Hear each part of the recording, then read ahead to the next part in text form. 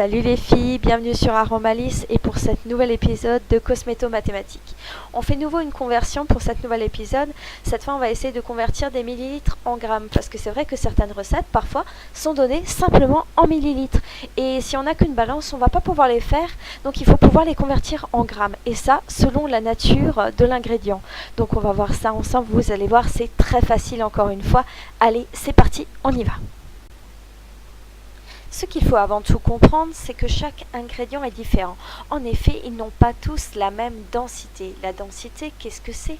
C'est à quel point un ingrédient est compact. Et on va avoir besoin de ce chiffre à chaque fois qu'on voudra faire un calcul de masse, justement pour pouvoir faire cette conversion en grammes. Normalement, ces chiffres sont disponibles sur la page pratique du produit, mais on va voir quelques exemples ensemble de densité pour que vous puissiez vous faire une idée. Tout d'abord, parlons de l'huile. L'huile, on le sait, est plus légère d'un point de vue de densité que l'eau. C'est pour ça d'ailleurs qu'elle ne se mélange pas. On situe la densité à environ 0,90, entre 0,90 et 0,98 environ en fonction de l'huile. Rapprochez-vous plutôt, si vous ne savez pas, prenez 0,93 comme référence pour une densité pour l'huile végétale. En ce qui concerne les huiles essentielles, elles peuvent être très variables.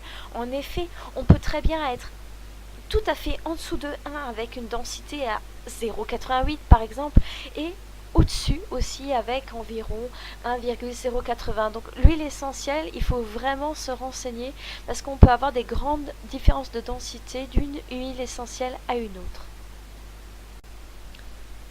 Pour ce qui est des hydrolats, on va partir du principe qu'on est sur une même densité que l'eau, donc une densité égale à 1. Donc là, vous avez un ordre d'idée des densités des différents ingrédients, mais renseignez-vous, n'hésitez pas à être curieux pour connaître les densités des ingrédients que vous utilisez.